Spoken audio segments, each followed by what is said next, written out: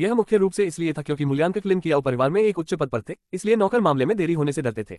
कियाओ फैगॉन की आंखें लाल और सूजी हुई थीं। वह अपना संयम खो चुका था और पहले रोया था क्योंकि उसका परिवार ठीक था और वह अपने पूर्वजों के प्रति दोषी महसूस करता था। अब जब उसने अपनी भावनाओं को व्यक्त कर दिया था तो नौकर की रिपोर्ट सुनने के बाद कियाओ फैगॉन ने अपना संयम वापस पा लिया। मूल्यांकनकर्ता लिन कल चले गए लेकिन उनके शिष्य आज यहाँ हैं। इसका मतलब है कि उन्होंने कुछ भी देरी नहीं की। ये सिर्फ इतना है कि वे चोर चालाक हैं। कियाओ फैगॉन में अभी भी संतुलन की भावना थी। इसके अलावा चूंकि वह मूल्यांकन की शिष्या थी, इसलिए वह अशिष्टता बर्दाश्त नहीं कर सकता था। इस प्रकार वह उठा, अपने कपड़े ठीक किए और कियाओ परिवार का स्वागत करने के लिए उन्हें बाहर ले गया।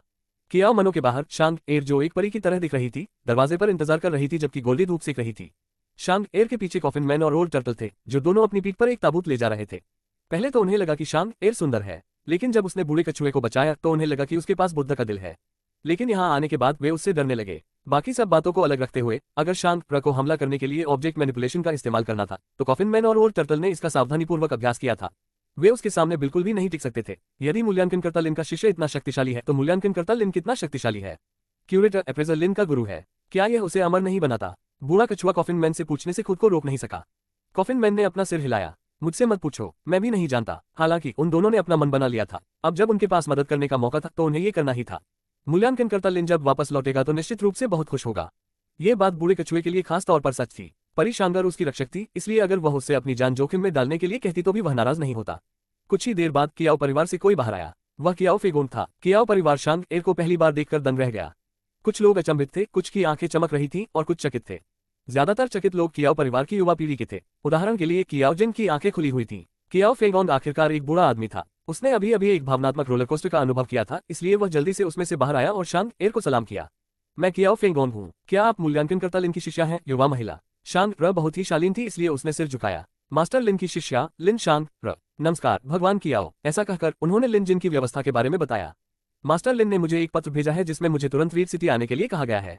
मुझे आश्चर्य है कि क्या मैं देर से आ रहा हूँ। शांग एर बहुत बुद्धिमान थी। वह कियाओ फैगॉन के थके हुए चेहरे से बता सकती थी कि वह अभी रो रहा था। कियाओ निवास में खून की गंध भी थी। कुछ समय पहले ही कुछ बड़ा हुआ होगा। इसके अलावा मास्टर लिन ने कहा था कि उसने व्हाइट ऐप को रीड सिटी में छोड़ दिया था, लेकिन शांग एर ने पहले ही राक्षसी आभा को महसूस कर लिया था और उसे पता था कि व्हाइट ऐप कियाओ निवास में नहीं था। इसलिए उसने पूछा। कियाओ फैगॉन ने आह भरी और जो कुछ हुआ था उसे बताया। मिस जिन एर, यहाँ तक आने के लिए धन्यवाद। हालांकि वे तीन चोर अब तक बहुत दूर चले गए होंगे। चलो इसे ऐसे ही रहने देते हैं। अपनी सुरक्षा के बदले में अपने परिवार की विरासत खोना इसके लायक है। कियाओ फैगॉन यही सोच रहा था, लेकिन ये स्पष्ट था कि शांग एर ऐसा नहीं सोच रहा था।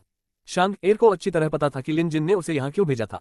इसमें लोगों का एक समूह, एक ताकत शामिल थी और वे पहले से ही लिन जिन के साथ मतभेद में थे। चूंकि मामला ऐसा था, इसलिए वे दुश्मन थे। यदि वे शत्रु होते तो शांग एर कभी दया नहीं दिखाता। उस स्थिति में उन तीन चोरों ने कियाओ परिवार की विरासत चुराने से पहले व्हाइट ऐप को लुभाने के लिए डलुओ मंदिर के भिक्षु का इस्तेमाल किया होगा। शांग एर ने कुछ सोचने के बाद तुरंत निष्कर्ष निकाला। व्हाइट ऐप काफी कुशल था और वह हाल ही में मास्टर लिन के साथ था, इसलिए उसने जल्दी ही सुधार किया था। भले ही डलुओ मंदिर का भिक्षु कुशल था, लेकिन उसके लिए व्हाइट ऐप को हराना आसान नहीं होगा। भले ही श्वेत वानर उसका मुकाबला न कर सके, लेकिन उसकी चमड़ी और मांस बहुत मोटा था, इसलिए मार खाने पर भी वह नहीं मरेगा। जहां तक कियाओ परिवार की विरासत चुराने वाले तीन चोरों की बात है, चूंकि वे अभी अभी निकले थे, इसलिए उनके लिए उन्हें पकड़ना संभव था। इसके अलावा यह मामला मास्टर लिन के कियाओ परिवार से किए गए वादे से जुड़ा था। शांग एर ने मास्टर लिन को अपना वादा तोड़ने की अनुमति नहीं दी। इससे कोई फर्क नहीं पड़ता कि वह कौन था, इसलिए उसने गोल्डी को पकड़ लिया और उसे कियाओ मैनर के यार्ड में फेंक दिया। भगवान कियाओ, इस मुर्गे के रहते कोई भी आपके परिवार को नुकसान नहीं पहुंचा सकता। ये कहकर वह अपने पीछे खड़े कॉफिन मैन और बूढ़े कछुए की ओर मुड़ी। सज्जनों, मैं आपसे एक अनुरोध करना चाहती हूँ। कॉफिन मैन और ओल्ड टर्टल ने तुरंत जवाब दिया। मिस शांग, कृपया हमें बताएं कि आपको क्या चाहिए। शांग एर ने कहा, मुझे तुम दोनों को आसपास की जांच करने के लिए परेशान करना होगा। मास्टर लिन का दूसरा शिष्य व्हाइट ऐप एक भिक्षु से लड़ रहा है, वह पास ही में होना चाहिए। कॉफिन मैन ने कहा, चिंता मत करो मिस शांग, मैं सफेद बंदर से मिल चुका हूँ। यह मामला मुझ पर और बूढ़े कछुए पर छोड़ दो। बूढ़े कछुए ने और कुछ नहीं कहा और तुरंत काम पर लग गया। शांग एर ने तीनों चोरों का पीछा करने की योजना बनाई। कियाओ फैगॉन ने कहा, मिस शांग एर, हम इसे जाने क्यों नहीं देते? हम उन चोरों को नाराज नहीं कर सकते। हमने अपना खजाना खो दिया होगा, लेकिन कम से कम हम सुरक्षित हैं। चलो अब और परेशानी न खड़ी करें। ये कियाओ फैगॉन की आवाज थी। शांगेर की अभिव्यक्ति गंभीर थी। भगवान कियाओ, यह मामला अब आपके परिवार का मामला नहीं है। इतना कहकर वह हवा में उछली और पलक झपकते ही गायब हो गई। कियाओ परिवार के सदस्य अचंभित थे। कियाओ फैगॉन बार बार आहें भर रहा था, जबकि कियाओ जिंग और बाकी युवा पीढ़ी उत्साह और प्रत्याशा से भरी हुई थी। इस समय रीड सिटी से हजारों फीट ऊपर शांग एर हवा में मंडरा रही थी। उसकी कमर के चारों ओर बंधा रिबन हवा में लहरा रहा था। ऑब्जेक्ट मैनिपुलेशन से उसे अपने शरीर को नियंत्रित करने की अनुमति नहीं मिली, लेकिन इससे उसे कपड़े और रिबन जैसी बाहरी वस्तुओं को नियंत्रित करने की अनुमति मिली। वह वर्तमान में अपनी कमर के चारों ओर रिबन को हवा में रखने के लिए नियंत्रित कर रही थी। यह एक अविश्वसनीय तकनीक थी। शांग एर का मानना था कि तीनों चोर खजाना छीनने के बाद शहर से जितना दूर जा सकते थे भाग जाएंगे। उसके हिसाब से अगर वे अभी भी निकल जाएं तो वे 50 मील से ज्यादा दूर नहीं भाग पाएंगे। हालांकि क्योंकि वह नहीं जानती थी कि वे कहां जा रहे हैं, इसलिए उन तक पहुंचना लगभग असंभव था। रीड सिटी की सीमा 3 तरफ से जेड ड्रैगन किंगडम के इलाके से लगती थी। केवल एक तरफ एक मध्यवर्ती देश से जुड़ा हुआ था। शांग एर ने अनुमान लगाया कि अगर तीनों चोर मास्टर लिन से सावधान हो गए तो वे जेड ड्रैगन किंगडम में नहीं रहेंगे। इस बात की बहुत संभावना थी कि वे किसी पड़ोसी देश में भाग जाएंगे और इसे बचने का बहाना बनाएंगे। यह विचार आते ही शांगेर ने एक दिशा में देखा और तुरंत उड़ गया। रीड सिटी से करीब 100 मील दूर एक दर्रा था। यह जेड ड्रैगन किंगडम और जियांग देश के बीच की सीमा थी।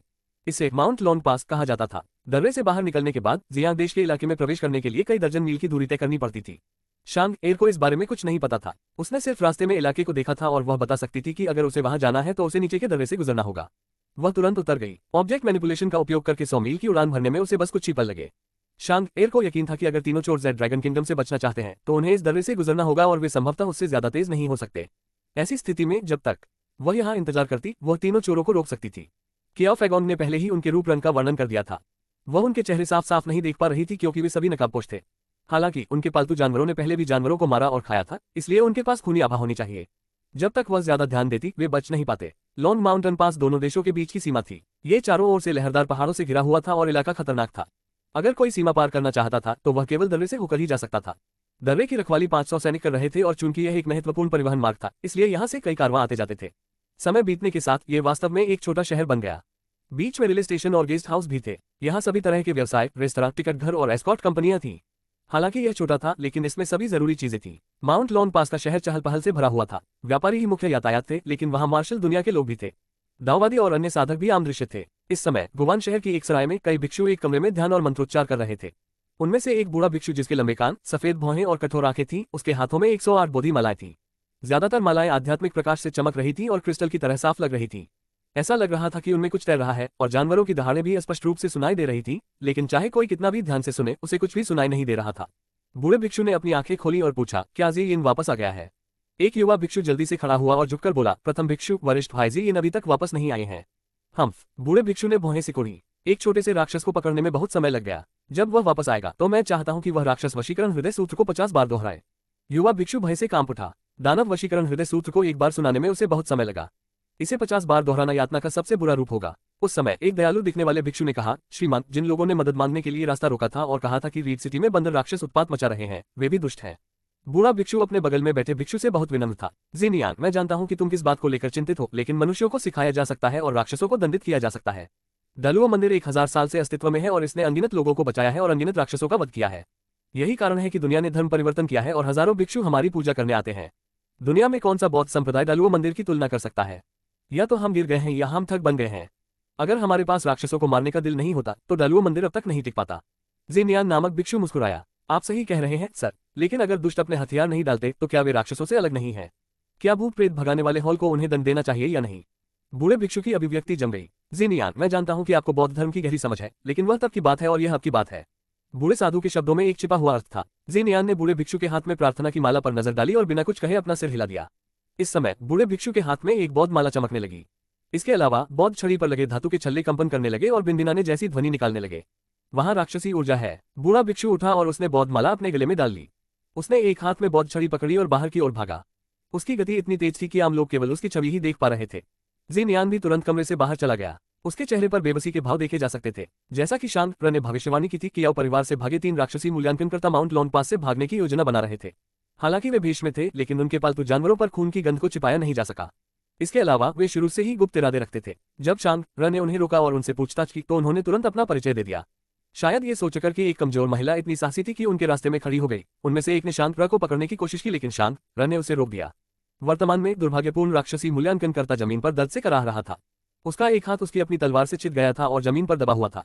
उसे समझ नहीं आ रहा था कि उसे तलवार निकालनी चाहिए या नहीं।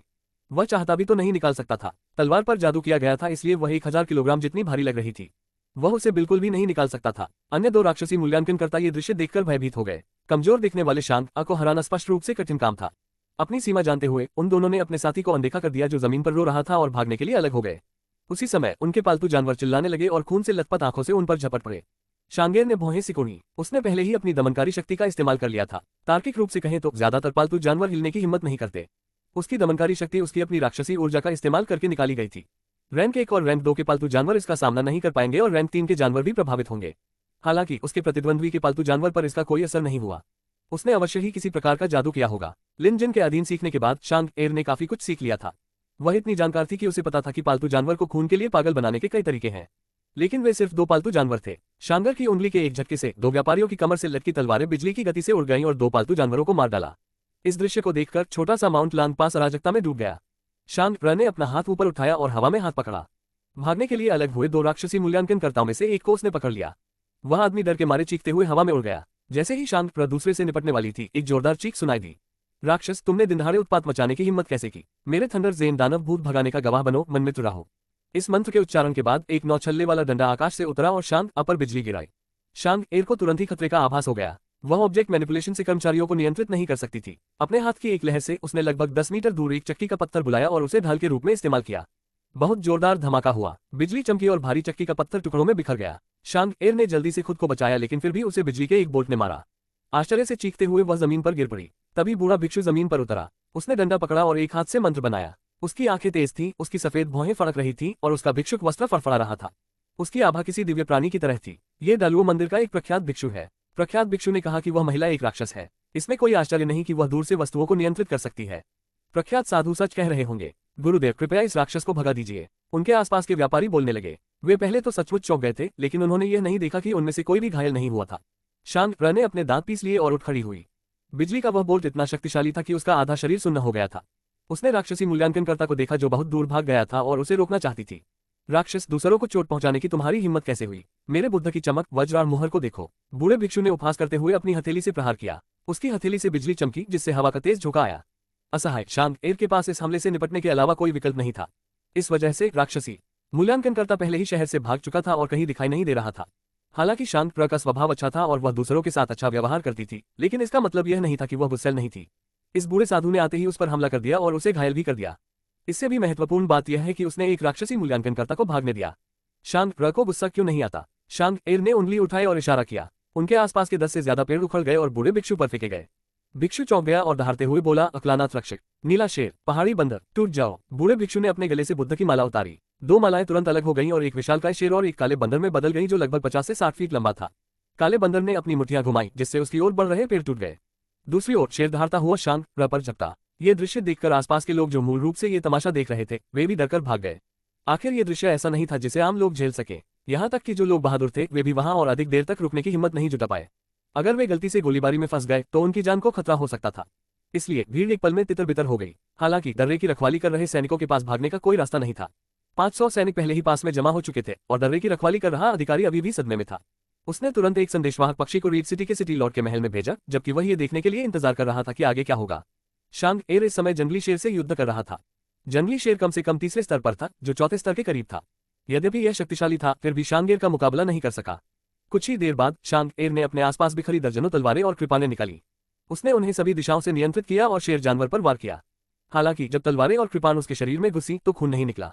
उसके बाद जंगली शेर चीख उठा और धुंध के बादल में बदल गया। उसी समय बूढ़े भिक्षु के हाथ में एक बुद्ध माला टूटकर गिर गई। पहले तो वह बहुत चमक रही थी, लेकिन अब जंगली शेर की मौत के कारण वह फीकी और बेजान हो गई थी। बुद्ध की मालाएं जादुई कलाकृतियां थीं और उन्हें परिष्कृत करना आसान नहीं था। बूढ़ा भिक्षु दुखी दिख रहा था और उसका दिल खून से लथपथ था। अभिमानी राक्षस, आज मैं तुझे अवश्य मार डालूंगा। ऐसा कहकर वृद्ध भिक्षु ने अपने हाथ में रखी बुद्ध माला को उछाल दिया। 10,000 जानवर परिवर्तित, बुद्ध प्रकाश दुनिया को रोशन, प्रज्ञास्वर्ग पर्वत श्रद्धा आदेश। जैसे ही बौद्ध मंत्रों की ध्वनि गूंजी, उनमें से चमकते हुए मोती निकलने लगे। कुछ बाघ थे, कुछ मोर थे और कुछ लोमड़ी राक्षस भी थे। वहां दर्जनों लोग थे। प्रकाश की ये दर्जनों धाराएं ऊपर उड़कर एक बुद्ध प्रकाश का निर्माण करती हैं, जो बूढ़े भिक्षु के सिर के ऊपर तैरता है। बुद्ध प्रकाश की रोशनी के नीचे 1000 भुजाओं वाले बुद्ध का प्रेत प्रकट हुआ। उसके बाद धरती कांप उठी और एक शक्तिशाली दबाव बूढ़े भिक्षु के सिर पर टूट पड़ा। ऐसा लगा जैसे कोई अदृश्य पर्वत नीचे गिर रहा हो। शांग एर ने इसे स्पष्ट रूप से देखा। जो मोती उड़े वे सभी राक्षस जानवरों के आत्मा सार थे। उनमें से कोई भी स्तर 3 से कम नहीं था। कुछ तो स्तर 4 राक्षस जानवर भी थे। वे सभी एक साथ इकट्ठे हुए और बूढ़े भिक्षु की जादुई शक्ति से भर गए। यहाँ तक कि एक आकस्मिक श्राप भी 100 गुना अधिक शक्तिशाली होता। शांग एर को अपनी सीमाएं पता थी। हालांकि उसने दानव राजा के मंत्र का अभ्यास किया था और वह बहुत शक्तिशाली थी, लेकिन बूढ़ा भिक्षु उससे ज्यादा शक्तिशाली था। हालांकि शांग एर अब पीछे नहीं हट सकता था। अनंतकाली हवा। शांग र ने अपनी सारी तरकीबें इस्तेमाल की। उसकी आंखें राक्षसी रोशनी से चमक उठी और उसकी राक्षसी आभा उमड़ पड़ी। जब वह करीब पहुंची तब भी राक्षसी आभा आग की लिपटों जैसी थी। उसके पीछे लोमड़ी राक्षस की पूंछ की छवि हिल रही थी। एक 2 भागों में बढ़ गई, 2-3 भागों में बढ़ गई। ऐसा लग रहा था जैसे उसमें 3 राक्षसी पूंछें हों। उनके चारों ओर काली हवा बहने लगी। उनके पैरों के नीचे की धरती और चट्टानें टूटकर ऊपर की ओर उठ गई, जिससे बूढ़े भिक्षु का जादू अवरुद्ध हो गया।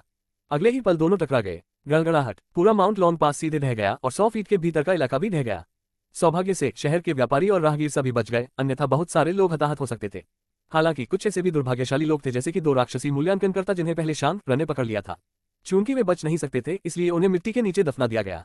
मुख्य वरिष्ठ भाई, चीजें हाथ से निकल गई हैं। दूर से जिनियान भिक्षु ढहने के किनारे पर उतरा। उसके चेहरे पर एक भयावह भाव था। उसके पास स्पष्ट रूप से कुछ तरकीबें थी, लेकिन वह इस समय बहुत दयनीय स्थिति में था। आखिरकार उसे ढहने की सीमा से बाहर निकलना था। दूसरी तरफ दानव वशीकरण हॉल की पहली सीट, जिसे बूढ़े भिक्षु के नाम से भी जाना जाता है, बहुत प्रकाश में लिपटी हुई थी, जिससे वह हवा में मंडरा सकता था। उसने एक हाथ में बौद्ध छड़ी पकड़ी हुई थी और दूसरे हाथ में बेहोश युवा भिक्षु था। उसके चेहरे पर एक गंभीर भाव था। किसी समय उसके भिक्षुक वस्त्र को किसी धारदार तलवार से काट दिया गया था, जिससे उसका ऊपरी शरीर उजागर हो गया था। उसकी उम्र के बावजूद उसकी मांसपेशियां मजबूत थीं। उसके पेट से लेकर गर्दन तक एक कर देखा जा सकता था। उसे धारदार तलवार से काटा गया होगा। हालांकि वह घायल था, लेकिन ये गंभीर नहीं था। वह ढहने के किनारे पर उतरा और बोला, मैंने इस लोमड़ी दानव को कम करके आंका था। तभी उसके चेहरे का भाव बदल गया और उसके होठों के कोने से खून की धार बहने लगी। वरिष्ठ भाई हेड, क्या आप ठीक है? भिक्षु जिनियान जल्दी से आगे बढ़ा। मैं ठीक हूँ। मेरी रक्षा के लिए मेरे पास बुद्ध के 10,000 जानवरों का प्रकाश है। सौभाग्य से ऐसा ही हुआ, अन्यथा मैं उस लोमड़ी दानव के छिपे हुए हमले से 2 टुकड़ों में कट गया होता। बूढ़ा भिक्षु आशंकित दिख रहा था। आखिरी क्षण में एक लंबी कृपान कहीं से उड़ी और नीचे से ऊपर तक वार किया। उस समय गति बहुत तेज और अप्रत्याशित थी। अगर बुद्ध की आभा बूढ़े भिक्षु के शरीर की रक्षा नहीं करती, जिससे वह तलवारों और भालों से अभेद्य हो जाता, तो वह वास्तव में वहीं मर जाता। उस लोमड़ी दानव को मेरे माउंटेन ऑर्डर से चोट लगी है और उसे मर जाना चाहिए। हालांकि सुरक्षित रहना बेहतर है। अगर वह जीवित है तो मैं उसे देखना चाहता हूँ। अगर वह मर गया है तो मैं उसकी लाश देखना चाहता हूँ। बूढ़ा भिक्षु ये कहकर नीचे जाने ही वाला था, लेकिन उसके घाव से बहुत ज्यादा खून बह रहा था। जिनियान ने उसे रोका और कहा, वरिष्ठ भाई, कोई भी राक्षस आपके धर्म का सामना नहीं कर सकता। वह लोमड़ी राक्षस निश्चित रूप से मर चुका है। आप बुरी तरह घायल हो गए हैं और बुद्धि राजा बौद्ध मनकों को बहुत नुकसान पहुंचा है। आपको उन्हें ठीक करने के लिए दलुओ मंदिर लौटना होगा, अन्यथा वे नष्ट हो सकते हैं। ये यंत्र हजारों सालों से चला आ रहा है। अगर यह हमारे हाथों नष्ट हो जाए तो ये शर्म की बात होगी। जिनियान की सलाह सुनकर बूढ़े भिक्षु के चेहरे पर नरमी आ गई। वास्तव में युद्ध की तीव्रता उसकी उम्मीदों से कहीं ज्यादा थी। सबसे महत्वपूर्ण बात यह थी कि उसके बुद्धि राजा बौद्ध मन के ज्यादातर टूट चुके थे। अगर उन्हें ठीक नहीं किया गया तो ये भयानक होगा। पूरी तरह से नष्ट हो चुके माउंट लॉन पास को देखकर बूढ़े भिक्षु ने जांच करने के लिए नीचे जाने का फैसला नहीं किया। इसके बजाय उसने जिनियान की सलाह पर ध्यान दिया और दालुओ मंदिर लौट आया। जिनियान के जाते ही उसने बर्बाद हुए गड्ढे पर नजर डाली और आह भरी। कोई नहीं जानता था कि वह क्यों आहें भर रहा था। तीनों भिक्षु चले गए। 500 सैनिकों में से किसी ने भी उन्हें रोकने की हिम्मत नहीं की। सबसे पहले दालुओ मंदिर हर राज्य में प्रसिद्ध था, इसलिए जेड ड्रैगन किंगडम के लोगों ने इसके बारे में सुना था। दूसरे, दालुओ मंदिर के प्रतिष्ठित भिक्षु एक राक्षस को वश में कर रहे थे, किसी दुश्मन देश को नहीं। इसके अलावा 500 सैनिक अच्छी तरह जानते थे कि वे चाहकर भी उसे नहीं रोक सकते। हालांकि इतनी बड़ी घटना और माउंट लॉन पास के विनाश के कारण उन्हें अपने वरिष्ठ अधिकारियों को इसकी सूचना देनी पड़ी। जहां तक गड्ढे की बात है तो वह 100 फीट से भी अधिक गहरा था। वहां नीचे जाने की किसी की हिम्मत नहीं हुई। अगले दिन रीड सिटी के नगर स्वामी व्यक्तिगत रूप से जांच करने आए। चूंकि अगले दिन जेड ड्रैगन फेस्टिवल था, इसलिए नगर स्वामी ने अपने वरिष्ठों को पत्र लिखने से पहले काफी देर तक विचार किया। हालांकि एक दर्रा नष्ट हो गया था, लेकिन वह कोई दुश्मन देश नहीं था। इस तरह वे माउंट लॉन दर्रे का पुनर्निर्माण कर सकते थे और पैसे के लिए आवेदन कर सकते थे। जहां तक गड्ढे के नीचे मौजूद राक्षस का सवाल है, नगर के स्वामी भी बाकी सभी लोगों की तरह उसी निष्कर्ष पर पहुंचे। कल जिसने ये कदम उठाया वह दालुओ मंदिर के भूत भगाने के हॉल का रेक्टर था। वह वर्तमान युग का विशेषज्ञ था और ऐसा व्यक्ति नहीं था जिसे कोई औसत देश अपमानित कर सके। इसके अलावा ये कल्पना करना कठिन नहीं था कि भूत भगाने के रेक्टर ने इतना बड़ा गड्ढा बनाने के लिए कितना भयानक काम किया होगा। कोई भी राक्षस उससे बच नहीं सकता था, इसलिए उन्हें उस गड्ढे को नजरअंदाज करना पड़ा। एक और दिन बीत गया और यह जेड ड्रैगन फेस्टिवल का दिन था। जेड ड्रैगन किंगडम के हर शहर में अपने अपने उत्सव थे और रीड सिटी भी अपवाद नहीं थी। रीड सिटी के शहर के स्वामी को भी खबर मिली कि कल दोपहर को गार्डियन का एक सदस्य स्थिति की जांच करने के लिए आएगा। इससे उसे और भी राहत महसूस हुई। जेड ड्रैगन महोत्सव के उत्सवी माहौल के बीच माउंट लॉन पास के क्रेटर के पास 2 आकृतियां दिखाई दी। उनमें से एक व्यक्ति ताबूत उठाए हुए था, जबकि दूसरा झुका हुआ था। हम चारों ओर पूछताछ कर रहे हैं और हम पुष्टि कर सकते हैं कि मिस रुआ ने 2 दिन पहले यहाँ दालुओ मंदिर के मठाधीश से लड़ाई की थी। अंत में उस बूढ़े भिक्षु ने उसे जमीन पर पटक दिया, कॉफिन मैन ने दांत पीसते हुए कहा। बूढ़ा कछुआ ऐसा लग रहा था जैसे वह किसी को मारने वाला था।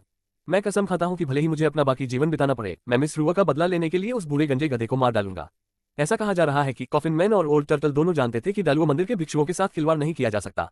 वे दोनों खलनायक रैंकिंग बोर्ड के विशेषज्ञ थे और 50 साल पहले उन्हें नानलिंग देवता के रूप में जाना जाता था। इसलिए वे जानते थे कि दालुओ मंदिर एक पवित्र बौद्ध संप्रदाय है जिसकी विरासत 1000 साल पुरानी है। उन्होंने एक बार बौद्ध धर्म पैदा किए थे और उनकी विरासत कभी नहीं खोई थी। भले ही नानलिंग के 5 देवता अपने चरम पर हो, उनके लिए दालुओ मंदिर के खिलाफ जाना असंभव होगा। अब तो और भी मुश्किल है। मूल्यांकनकर्ता लिन का वाहन सफेद बंदर दालुओ मंदिर के भिक्षु से लड़ा।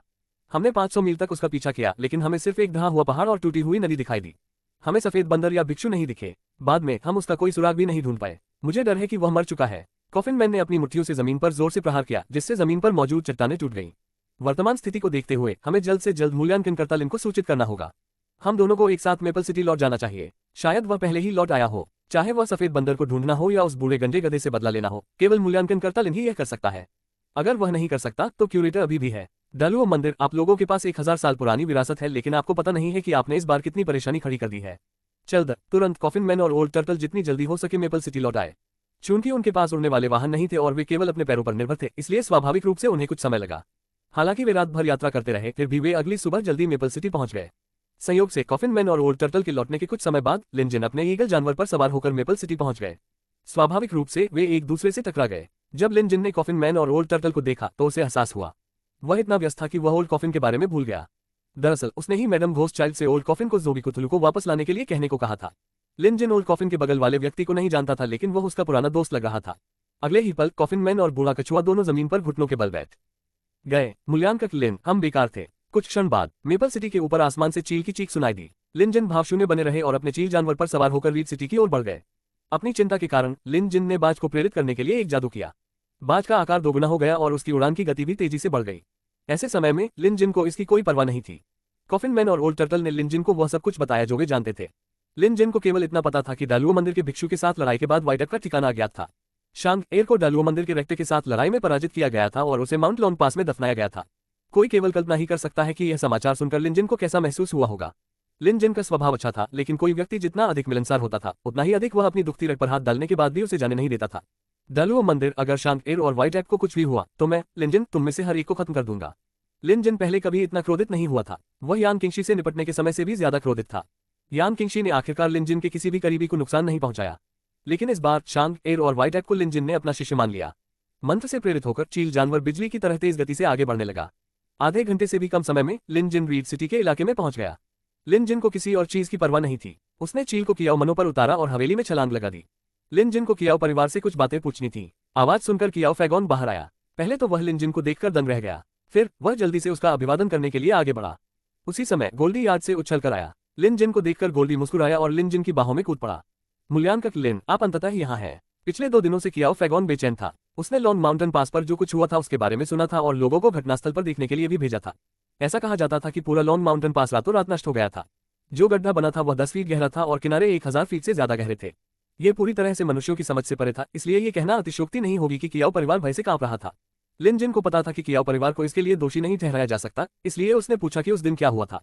कियाओ फैगॉन ने उसे वह सब कुछ बता दिया जो वह जानता था। कॉफिन मैन और बूढ़े कछुए ने जो कहा था उसे मिलाकर लिनजिन को स्थिति की सामान्य समझ थी। दूसरे शब्दों में, डालुओ मंदिर के भिक्षु द्वारा श्वेत वानर को बहकाने के ठीक बाद चोर कियाओ परिवार की विरासत चुराने आए। लिनजिन को पता था कि दोनों घटनाओं के बीच कोई संबंध होना चाहिए।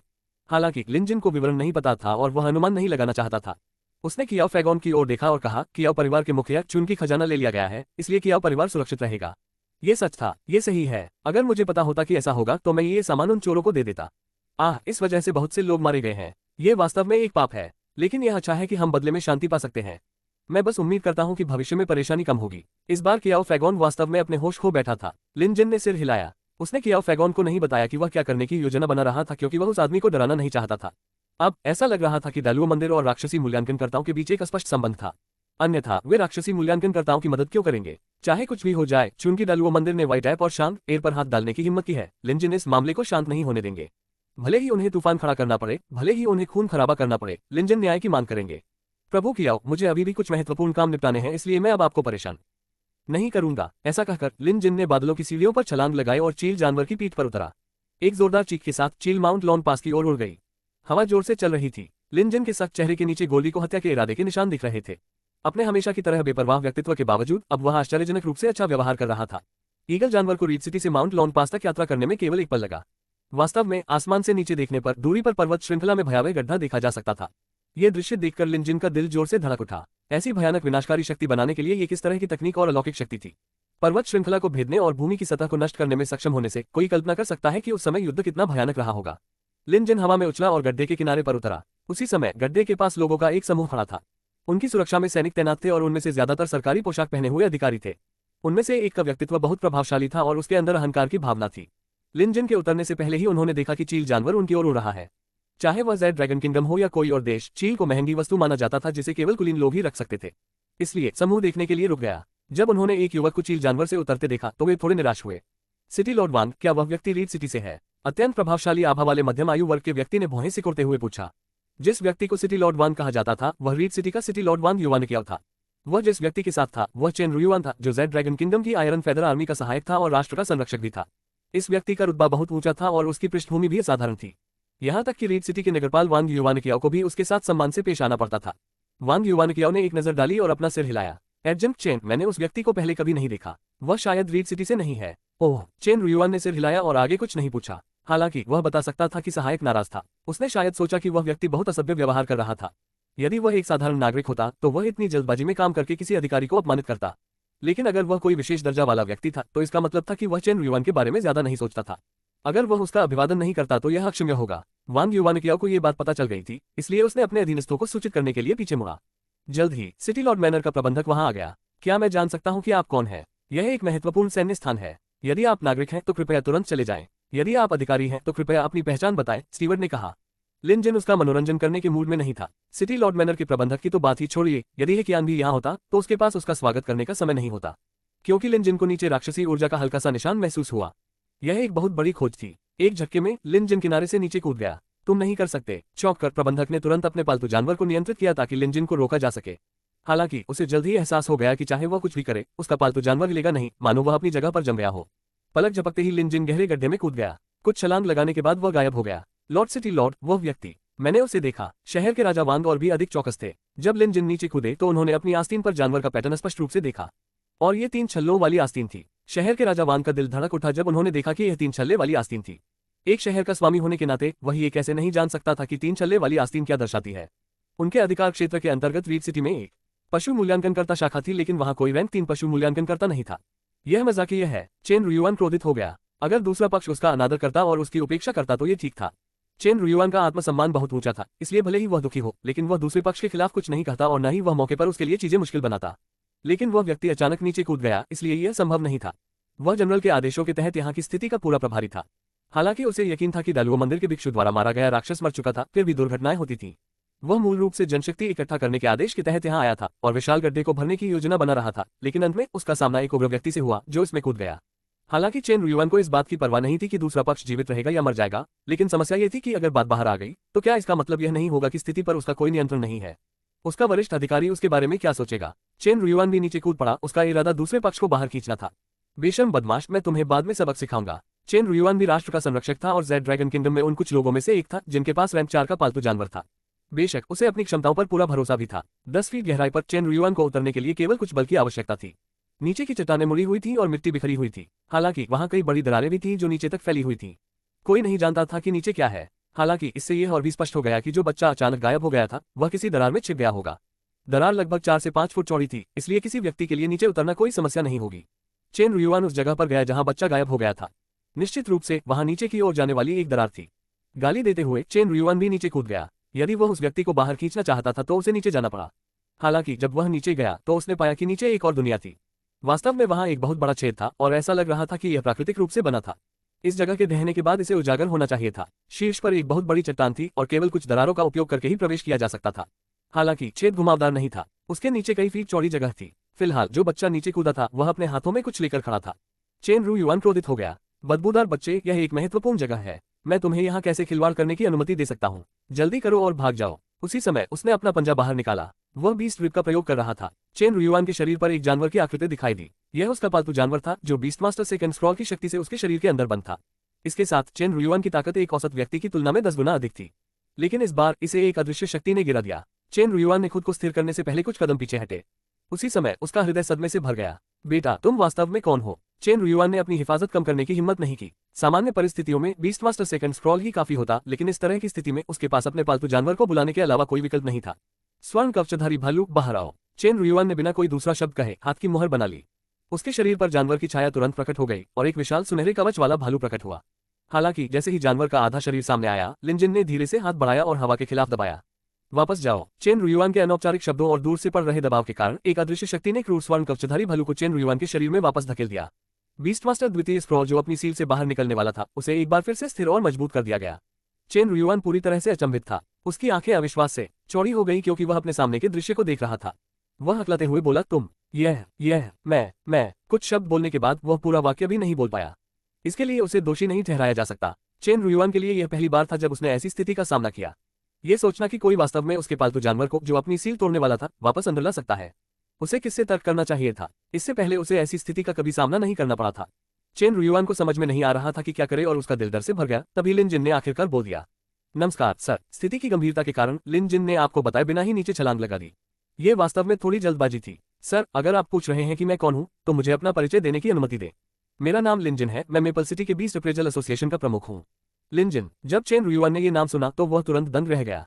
यद्यपि वह जिस आयरन फेदर आर्मी में था वह मोनाक सिटी में तैनात नहीं थी और दक्षिण में तैनात थी, फिर भी वह मोनाक सिटी में होने वाली घटनाओं के बारे में काफी कुछ जानता था। कल जेड ड्रैगन फेस्टिवल के जश्न के दौरान आयरन फेदर आर्मी के जनरल उत्सव में भाग लेने के लिए शाही राजधानी गए थे। जब वह उस रात लौटे तो उन्होंने चेन रुयुआन को कुछ बताया। महामहिम सम्राट ने व्यक्तिगत रूप से लिन जिन को जेड ड्रैगन के नंबर 1 मूल्यांकनकर्ता की उपाधि से सम्मानित किया था। जनरल ने लिन जिन को लॉटरी के माध्यम से 5 चुने हुए पालतू जानवरों को विकसित करते हुए भी देखा था। कहने की जरूरत नहीं कि वह चकित था। जब वह वापस लौटा और चेन रुयुआन को इसके बारे में बताया तो जनरल मूल्यांकनकर्ता लिन के प्रति प्रशंसा से भर गया। क्या यह आदमी जेड ड्रैगन का नंबर 1 मूल्यांकनकर्ता हो सकता है? यही तो होना था। चेन रुयुआन को तुरंत यकीन हो गया। अगर वह जेड ड्रैगन का नंबर 1 मूल्यांकनकर्ता नहीं था तो उसके पालतू जानवर को, जो अपनी सील तोड़ने वाला था, वापस उसके शरीर में कौन डाल सकता था? इस समय चेन रुयुआन का रवैया 180 डिग्री बदल गया।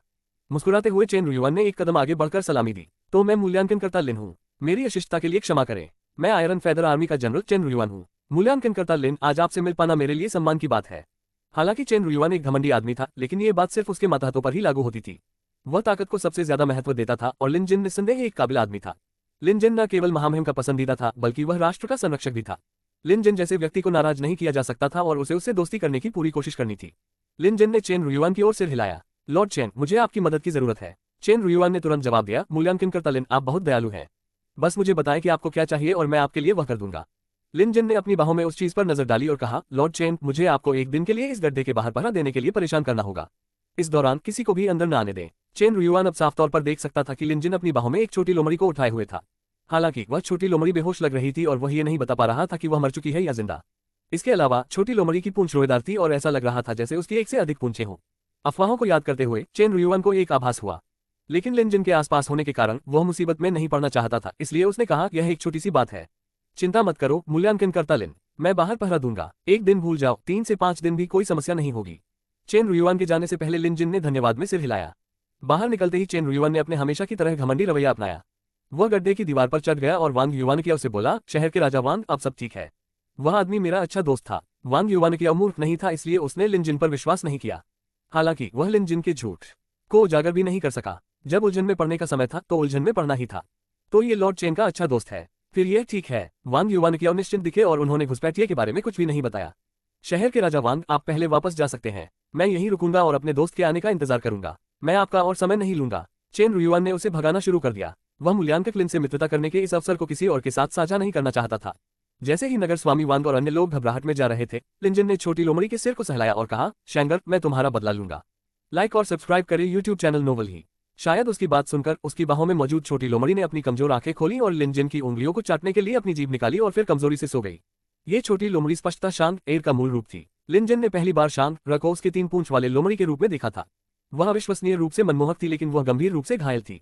अन्यथा शांग की क्षमताओं के साथ उसे अपने मूल रूप में वापस जाने के लिए मजबूर नहीं किया जाता।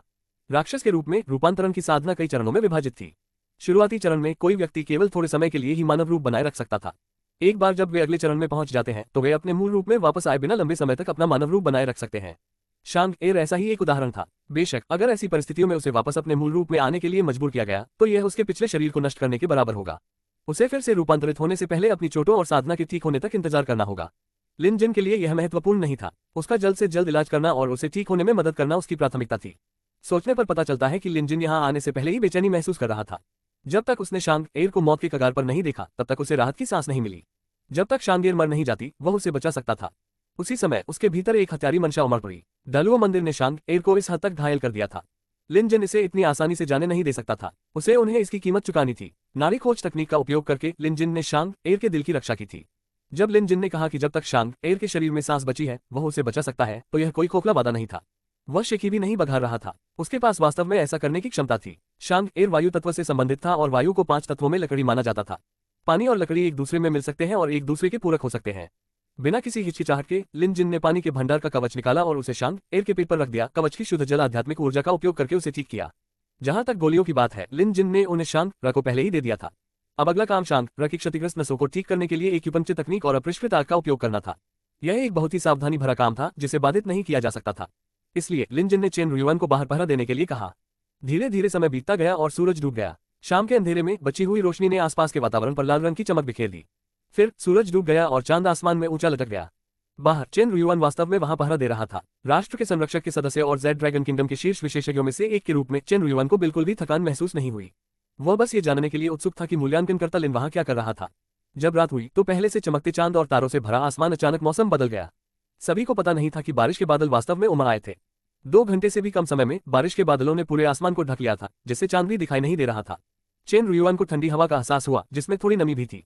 आसमान की ओर देखते हुए उसे पता था कि जल्द ही तूफान आने वाला है। मैं इतना बदकिस्मत क्यों हूँ? चेन रुयुआन ने खुद से पूछा। बारिश से बचने के लिए कोई जगह नहीं थी। अगर सचमुच बारिश होने लगे तो वे क्या करेंगे? इसके अलावा ये गहरा गड्ढा निश्चित रूप से बारिश के पानी से भरा होगा।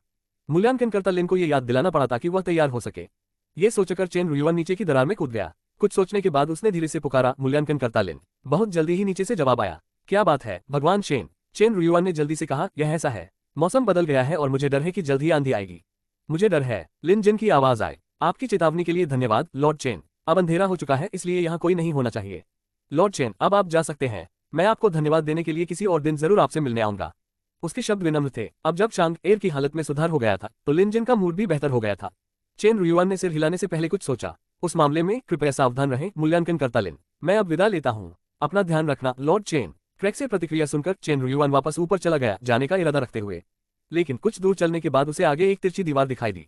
उसके बगल में एक टूटा हुआ खंभा था ताकि वह बारिश से बचने के लिए उसके अंदर आराम कर सके। मौसम उदास होता जा रहा था। किसी कारण से चेन रुयुआन वहां से नहीं गया। इसके बजाय वह पीछे मुड़ा और दूर स्थित गहरे गड्ढे को देखने लगा। मौसम अप्रत्याशित है। मुझे डर है कि जल्द ही आंधी आएगी और मूल्यांकनकर्ता लिन निश्चित रूप से जल्द ही बाहर आ जाएगा। आखिरकार उस गड्ढे का तल बारिश को अंदर आने से नहीं रोक सकता। मैं यहाँ कुछ और समय तक रहूंगा। कौन जानता है, शायद मैं मदद कर सकूं, चेन रुयुआन ने खुद से कहा। वह जानता था कि सम्राट द्वारा खुद नंबर 1 जानवर मूल्यांकनकर्ता का ताज पहनाया जाना कितना शानदार था। उसी समय लिन जिन ने एक जानवर मूल्यांकनकर्ता के रूप में अपनी क्षमताओं को साबित कर दिया था।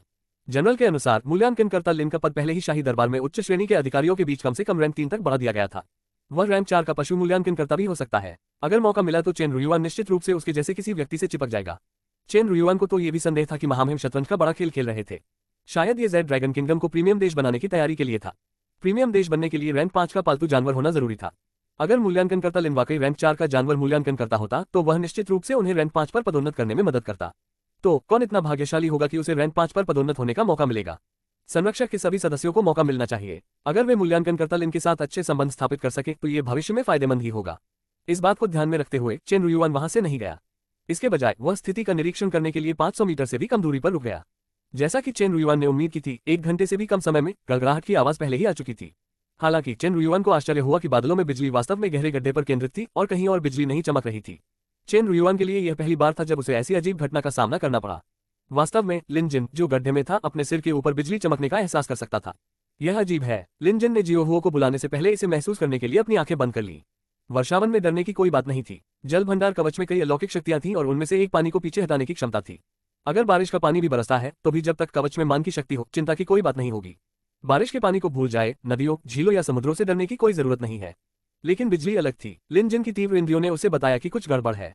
तुरंत ही उन्होंने शांग एर के मूल्यांकन परिणामों पर करीब से नजर डाली और अंततः उन्हें एक ऐसी बात नजर आई जिसे उन्होंने अनदेखा कर दिया था। संग्रहालय द्वारा प्रदान किए गए परिणामों में समस्या को हल करने और इसे ठीक करने के कई तरीके थे।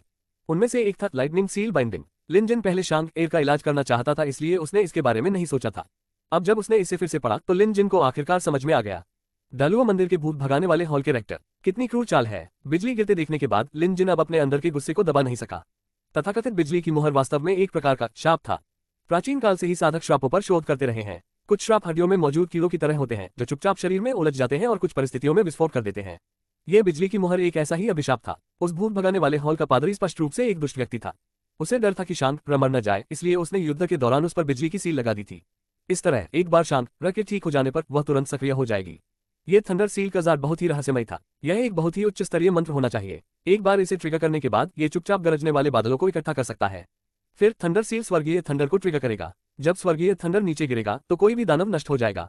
लेकिन समस्या ये थी कि यह जादू बहुत ही क्रूर था। यदि लिन जिन के पास घातक जानवरों का संग्रहालय नहीं होता जो जानवर की स्थिति की पहचान कर सकता था, तो शायद उसे इस बात का ध्यान नहीं आता। निस्संदेह डालुओ मंदिर की 1000 साल की विरासत उनके अस्तित्व का प्रमाण थी। अब जब लिन जिन को पता चल गया था कि बिजली की मुहर सक्रिय हो गई है तो दिव्य बिजली किसी भी समय हमला कर सकती थी। लिन जिन को पता था कि यह थंडर सील कोई छोटी बात नहीं है। इसे कई सालों तक उगाया गया होगा और यह अविश्वसनीय रूप से कीमती थी। अगर वह होता तो वह इसका इस्तेमाल तब तक नहीं करता जब तक कि यह विशेष परिस्थितियों में न हो। दूसरे शब्दों में, शांग एर ने उस समय दुश्मनों को चोट पहुंचाई होगी जिससे वे क्रोधित हो गए होंगे। इसीलिए उसने थंडर सील का इस्तेमाल करने का फैसला किया। अगर थंडर सील चालू हो जाती तो राक्षस मारा जाता। अगर ऐसा नहीं होता तो राक्षस कुछ दिनों में उसे वापस लेने जरूर आता। ये सिर्फ लिन जिन का अनुमान था, उसे यकीन नहीं था कि ऐसा ही था। लेकिन अब लिन जिन को यह फैसला करना था कि दिव्य बिजली से कैसे निपटना है। अगर कोई और होता, चाहे वह किसी प्रीमियम देश का रैंक 4 या रैंक 5 का जानवर मूल्यांकन करता ही क्यों न हो, तो ऐसी स्थिति में उसे नुकसान ही होता। फंसने से बचने के लिए हार मानकर भागने के अलावा उनके पास कोई और विकल्प नहीं था। कोई भी व्यक्ति कितना भी शक्तिशाली क्यों न हो, वह प्रकृति के विरुद्ध नहीं लड़ सकता। प्राचीन काल में जब अमरता अपने चरम पर थी, तब कुछ लोग ऐसा करने में सक्षम रहे होंगे। लेकिन अब जब अमरता का पतन हो रहा है तो कौन दिव्य बिजली का सामना करने की हिम्मत करेगा। लेकिन लिन जिन अलग थे। हालांकि हाल ही में उसमें बहुत सुधार हुआ था और अब उसे ज्ञान, कौशल और क्षमताओं के मामले में जेड ड्रैगन सिटी में सर्वश्रेष्ठ माना जाता था। फिर भी वह संग्रहालय की मदद के बिना भी रैंक 4 जानवर मूल्यांकनकर्ता के साथ कंधे से कंधा मिलाकर खड़ा हो सकता था।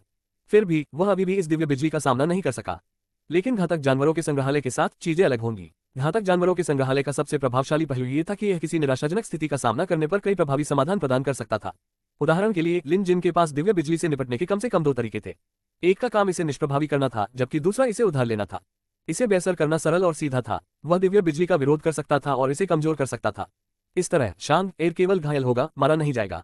जहां तक उधार लेने की दूसरी विधि का प्रश्न है, वह स्पष्टतः अधिक शानदार थी।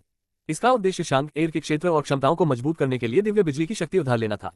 लिन जिन ने लगभग तुरंत ही अपना निर्णय ले लिया। उसे बिजली उधार लेने की जरूरत थी। खतरे के लिहाज से दोनों तरीकों में विफलता की संभावना थी। हालांकि पहले तरीके से उसे कोई लाभ नहीं हुआ। जब तक दूसरा तरीका सफल होता, शांग एर का वास्तव में पुनर्जन्म होता।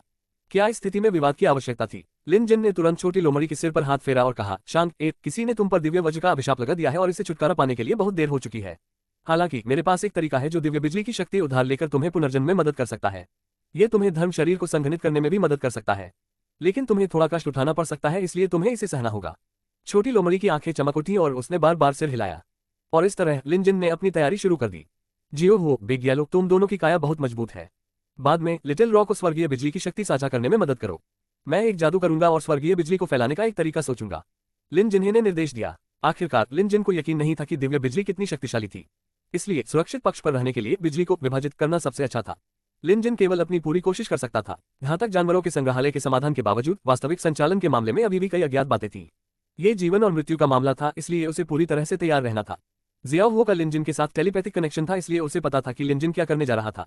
दूसरी ओर बिग येलो को ठीक से समझ नहीं आया। हालांकि लिन जिन को जल्दी नहीं थी। जब समय आया तो वह बिग येलो को उसके मूल रूप में वापस लाकर उसे अपने नियंत्रण में ले सकता था। फिर से लिन जिन बिग येलो के बारे में बिल्कुल भी चिंतित नहीं था। उसके पास बहुत सारे दुर्लभ जानवर थे और यहाँ तक कि शांग एर और जियाओ हो भी प्रतिभा के मामले में बिग येलो की बराबरी नहीं कर सकते थे। एक बार गोल्डन क्रो की रक्त रेखा सक्रिय हो गई तो एक सच्चे ड्रैगन को भी उसके सामने घुटने टेकने पड़ेंगे। अपना हाथ उठाते हुए लिन जिन ने न केवल शांग एर, जियाओ हो और बिग येलो के सिर पर सुई रखी, बल्कि उसने अपने सिर पर भी एक सुई रख ली। तभी अचानक बाहर बिजली गिरने की आवाज सुनाई दी। मंद रोशनी वाली भूमिगत गुफा अचानक दिन की तरह चमक उठी। रोशनी इतनी तेज थी कि अंधा कर देने वाली थी। लिन जिन ने तुरंत प्रतिक्रिया की और तुरंत एक जादू कर दिया। जियो वो अपने भेड़िए के रूप में बदल गया। बिग येलो की प्रतिक्रिया थोड़ी धीमी थी, लेकिन लिन जिन उसे याद दिलाने की जहमत नहीं उठा सकता था। आखिरकार लिन जिन को बिग येलो की क्षमता पर भरोसा था।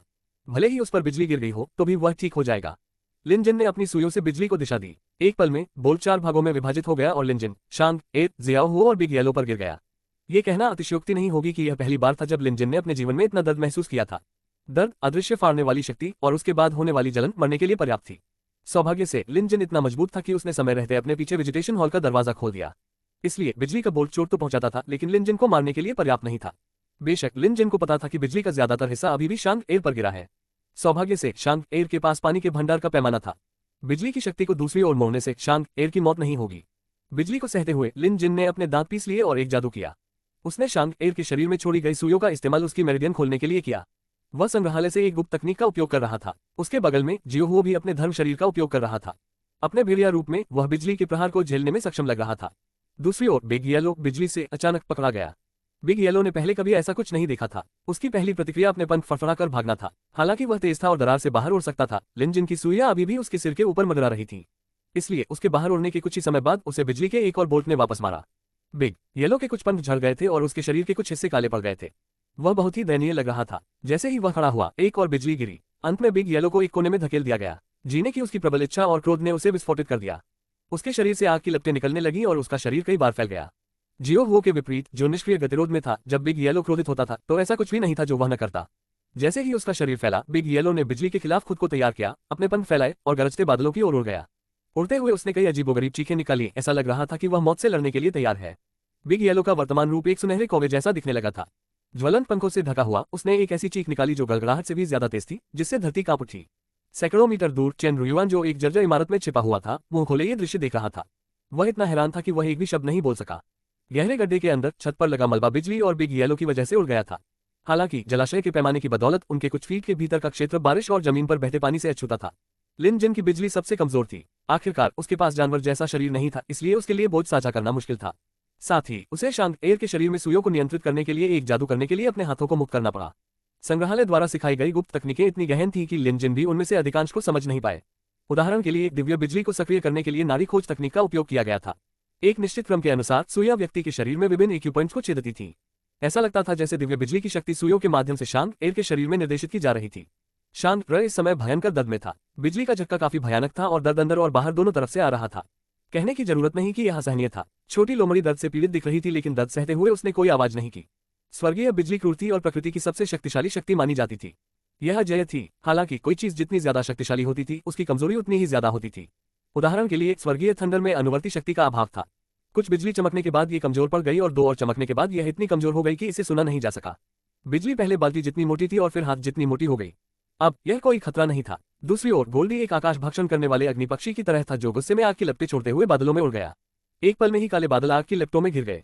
ऐसा लग रहा था जैसे बादलों के पीछे कोई चमकीला सूरज हो। बादलों की परतों के बीच से भी वह कई 100 मील के इलाके को रोशन कर रहा था। यहाँ तक कि रीड सिटी के लोग भी इसे महसूस कर सकते थे। बहुत से नागरिक चौंक कर जाग गए और दूर बादलों के ऊपर धधकती लपटें देखी। कहा जाता है कि आग बादलों को जला देती है, लेकिन जो उन्होंने अभी देखा वह सच था। कियाओ फैगोंग इस दृश्य को देखने के लिए ठीक समय पर कियाओ मनो से बाहर आया। उसकी आंखें भय से भरी हुई थीं और कोई नहीं जानता था कि वह क्या सोच रहा था। पिताजी, ऐसा लग रहा है, कियाओ जिंग ने भारी स्वर में कहा। माउंट लांग पास। कियाओ फैगोंग ने सिर हिलाया। सिर्फ वही नहीं, पूरा कियाओ परिवार उलझन और चिंता में था। इस समय दूर से आग का एक गोला फटा। कुछ देर बाद एक तेज गड़गड़ाहट की आवाज सुनाई दी। ये स्पष्ट था कि यह बादलों में आग के विस्फोट से आई थी। यदि वे इतनी दूर से इसे देख और सुन सकते हैं, तो कोई केवल कल्पना ही कर सकता है कि यदि वे पास होते तो ये कितना शक्तिशाली होता। रीड सिटी और कियाओ परिवार के लोगों को पता नहीं था, लेकिन चेन रुयुआन ने इसे करीब से महसूस किया। आखिरकार चेन रुयुआन जेड ड्रैगन किंगडम के संरक्षक का सदस्य था, लेकिन अब वह जीर्ण शीर्ण इमारत के नीचे दुबका हुआ था। उसका शरीर कांप रहा था। ये केवल उसकी ही बात नहीं थी, उसके अंदर का सुनहरा भालू भी कांप रहा था। लिन जिन ने एक लंबी सांस छोड़ी। सबसे खतरनाक पल बीत चुका था, फिर भी वह अभी भी हिल नहीं सकता था। आखिरकार जबकि लिन जिन के पास कुछ साधना थी और उसका शरीर औसत से ज्यादा मजबूत था, फिर भी वह जियाओ हो और गोल्डी जैसे जानवरों की तुलना में नहीं था। उसने अभी अभी दिव्य बिजली का एक हिस्सा लिया था और उसे शांग एयर के लिए इसे बेअसर करने के लिए एक गुप्त तकनीक का उपयोग करना था। यह कहना अतिशयोक्ति नहीं होगी कि लिन जिन ने जो दर्द सहा वह शांग एयर से कम नहीं था। यह उससे भी अधिक बुरा हो सकता है। शांग एयर फिलहाल बेहोशी की हालत में जमीन पर पड़ा था, लेकिन लिन जिन को पता था कि उसने वह सब कुछ कर लिया है जो वह कर सकता था। शांग एयर के आंतरिक अंगों को एक गुप्त तकनीक का उपयोग करके बिजली की ऊर्जा से भर दिया गया था। भविष्य में वह इसका कैसे उपयोग करेगी और उसमें कैसे सुधार होगा, यह उसकी अपनी किस्मत पर निर्भर करेगा।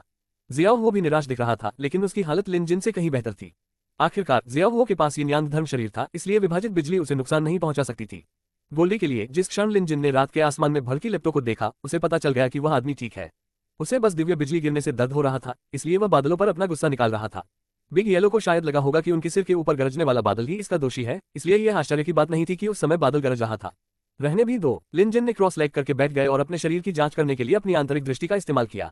वास्तव में वह बहुत बुरी हालत में था। लिन जिन थोड़ा बहुत अहंकारी था, ये सोचकर कि चूंकि वह दिव्य बिजली की कुछ शक्ति को मोड़ने के लिए पर्याप्त मजबूत था, इसलिए यह कोई समस्या नहीं होनी चाहिए। एक नजर में लिन जिन के अंग क्षतिग्रस्त हो गए थे और उनकी कुछ नसें दिव्य बिजली से क्षतिग्रस्त हो गई थी। उसके कपड़े फटे हुए थे और उसकी त्वचा के कुछ हिस्सों पर बड़े बड़े जलने के निशान थे। लिन जिन अभी बहुत दयनीय लग रहा था। एक रक्त ऊर्जा की गोली निकालकर लिन जिन ने अपनी क्षतिग्रस्त नसों को धीरे धीरे पोषण देने के लिए इसे निगल लिया। उस क्षण उसके पीछे की आभा उमड़ पड़ी। विजिटेशन हॉल का दरवाजा हवा में से प्रकट हुआ और वहां मडरा गया। लिन जिन दंग रह गया। फिर उन्होंने प्रतिक्रिया व्यक्त की। वह भूल गया था कि आज विजिटेशन हॉल का उद्घाटन दिवस था। कुछ सोचने के बाद लिन जिन ने बाहर आकर विजिटेशन हॉल का दरवाजा बंद कर दिया। उसकी वर्तमान स्थिति विजिटेशन हॉल में प्रवेश करने के लिए उपयुक्त नहीं थी। अभी उसकी सर्वोच्च प्राथमिकता अपनी चोटों का इलाज करना और अपने शरीर में बची हुई बिजली की ऊर्जा को दूर करना था। वह अगली बार विजिटेशन हॉल में वापस जा सकता था, इसलिए कोई जल्दी नहीं थी। जहां तक अंदर आए आगंतुकों का सवाल है, उन्हें आपस में बातचीत करने का मौका देना अच्छा था। विजिटेशन हॉल में इस समय काफी हलचल थी। इस बार कोई नया व्यक्ति नहीं था। हे किंग, ब्लैक क्रो और अन्य लोगों के साथ साथ फेंग जिकियान और झाओ जिनयान सहित अब विजिटेशन हॉल में 8 लोग थे। फेंग जिकियान अपने साथ कई दुर्लभ जानवर सामग्री लाया था, जिसे वह क्यूरेटर से मिलने के बाद उसे देने की योजना बना रहा था। इसके अलावा वह कई कीमती खजाने भी साथ लाया था। एक प्रीमियम देश के शाही परिवार के सदस्य के रूप में उसके लिए इन वस्तुओं को प्राप्त करना मुश्किल नहीं था। एक नवागंतुक के रूप में झाओ जिंगयान भी अच्छी तरह से तैयार थी। विजिटेशन हॉल बंद होने के बाद से 7 दिनों में वह उत्सुकता से इंतजार कर रही थी। फीनिक्स पैलेस के कमांडर के रूप में झाओ जिंगयान ने कभी भी विपरीत लिंग के सदस्य से मिलने की इतनी उम्मीद नहीं की थी। बेशक सबसे महत्वपूर्ण बात यह है कि क्यूरेटर ने अपनी अलौकिक शक्तियों का उपयोग करके फीनिक्स के अंडे को उसकी राख से फिर से बनाया था। यह अंडा झाओ जिंगयान की आशा बन गया था। हालांकि निर्वाण शब्द के बारे में उसके अपने अनुमान थे, फिर भी उसे बारीकियों पर क्यूरेटर से परामर्श करने की आवश्यकता थी। इसलिए जब विजिटेशन हॉल पुनः खुला तो वह सबसे पहले वहां पहुंची। उत्साह और प्रत्याशा से भरी हुई वह क्यूरेटर के आगमन की प्रतीक्षा करने लगी। जैसे ही अन्य आगंतुक अंदर आए, सभी ने बातचीत शुरू कर दी। उनमें से हे किंग ने क्यूरेटर के शिष्य एप्रेजल लिन के कारनामों को याद किया, जैसे कि उसने जेड ड्रैगन फेस्टिवल और ड्रैगन चयन समारोह के दौरान कितनी आसानी से 5 पालतू जानवरों को विकसित किया। अन्य लोगों ने बड़ी दिलचस्पी से सुना। हालांकि वे सभी क्यूरेटर का इंतजार कर रहे थे, इसलिए काफी समय बीत जाने के बाद भी क्यूरेटर नहीं आया था। इस बार भीड़ अपनी उत्सुकता को और अधिक नहीं रोक सकी। हे किंग सबसे पहले बोलने वाले व्यक्ति थे। क्यूरेटर अभी तक यहाँ क्यों नहीं आए? उसके आगे बढ़ने पर बाकी लोगों ने भी पूछना शुरू कर दिया। हालांकि ये स्पष्ट था कि किसी को नहीं पता था कि क्या हो रहा है। शायद उसे किसी बात की वजह से देरी हो गई थी। ये युजुओ की मनस्थिति स्थिर थी। इस समय उसने ये कहा, हालांकि उसे ये भी लगा कि यह अजीब था। इसके बाद आगंतुक बातचीत करते रहे। हालांकि वे सभी क्यूरेटर को किसी चीज से पकड़े जाने की बात कर रहे थे। वे 8 लोग दुनिया के अलग अलग हिस्सों से आए थे और उनके अनुभव भी अलग अलग थे, इसलिए उन्होंने अपनी अपनी राय दी। बेशक उनमें से कोई भी चिंतित नहीं था, वे बस उत्सुक थे। उनके लिए शायद इस दुनिया में ऐसा कुछ भी नहीं था जो क्यूरेटर को परेशान कर सके, इसलिए उनके बारे में चिंता करने की कोई जरूरत नहीं थी। हालांकि जितना ज्यादा वे इस बारे में सोचते, उतना ही वे उत्सुक होते जाते। क्यूरेटर के देर से आने का क्या कारण हो सकता है? क्या हाल ही में विभिन्न राज्यों में कुछ विशेष घटित हुआ? ये युजुओ ने पूछा। वह मेपल सिटी के फ्रायर एसोसिएशन में कई सालों से साधना कर रहा था, इसलिए उसे जेड ड्रैगन कंट्री में होने वाली घटनाओं के बारे में थोड़ा बहुत पता था। अगर यह जेड ड्रैगन कंट्री के बाहर होता तो उसे ज्यादा जानकारी नहीं होती। हे किंग को निश्चित रूप से नहीं पता था। उसे शाही राजधानी में हाल ही में हुई घटनाओं के बारे में भी नहीं पता था। अन्य जगहों की तो बात ही छोड़िए। जियांग जी की भी ऐसा ही था। उसका व्यक्तित्व सौम्य था और उसे दूसरों के कामों से कोई मतलब नहीं था। इसके अलावा वह पिछले कुछ सालों से पहाड़ों और जंगलों में छिपा हुआ था, इसलिए उसे बाहर की घटनाओं के बारे में पता नहीं था। उसके लिए विजिटेशन हॉल उसका सबसे बड़ा सामाजिक आयोजन था। ब्लैक क्रो और मैडम घोस्ट चाइल्ड अक्सर हाल की प्रमुख घटनाओं के बारे में जानकारी लेने के लिए बाहर जाते थे, लेकिन संभवतः उनका क्यूरेटर से कोई लेना देना नहीं था।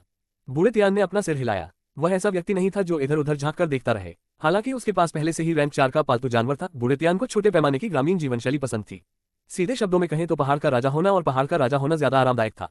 जहां तक फैंग जिकियान और झाओ जिंगयान का सवाल है, वे भी उतने ही अनभिज्ञ थे। वे बातें करते करते काफी समय बीत चुका था। सामान्य परिस्थितियों में विजिटेशन हॉल अब तक बंद हो जाना चाहिए था। 8 आगंतुक अविश्वास से एक दूसरे को देखने लगे। क्यूरेटर नहीं आया। अब जब मैं इसके बारे में सोचता हूं तो यह अजीब लगता है। मुझे नहीं लगता कि इसमें कुछ भी अजीब है। क्यूरेटर ने कभी नहीं कहा कि वह हर बार आएंगे। इस समय बूढ़े तियान ने यह कहा। यह एक अनजाने में की गई टिप्पणी थी, लेकिन ऐसा कहने के बाद उसने अपना सिर उठाया और देखा कि हर कोई उसकी ओर देख रहा है। बूढ़ा तियान शर्मा गया और हकलाते हुए बोला, तुम सब मेरी ओर क्यों देख रहे हो? मैंने कुछ भी गलत नहीं कहा। क्यूरेटर ने वास्तव में यह नहीं कहा कि वह निश्चित रूप से वापस आएगा। सभी ने इस पर विचार किया और सहमति व्यक्त की। क्यूरेटर को भूल जाए, वे भी एक जैसे ही थे। पहली बार जब विजिटेशन हॉल ने उन्हें जबरदस्ती दरार में खींच लिया था, तब के अलावा वे हमेशा खुद ही दरार में चले गए थे। दूसरे शब्दों में, यदि उन्हें कोई काम करना हो तो वे प्रवेश न करने का विकल्प चुन सकते हैं। यह आने जाने की तथाकथित स्वतंत्रता थी। बस आदत के कारण वे हर बार विजिटेशन हॉल खुलने पर आते थे। ये तो बताने की जरूरत नहीं कि उनके दिल में विजिटेशन हॉल का खुलना क्यूरेटर से बातचीत करने का एक मौका था।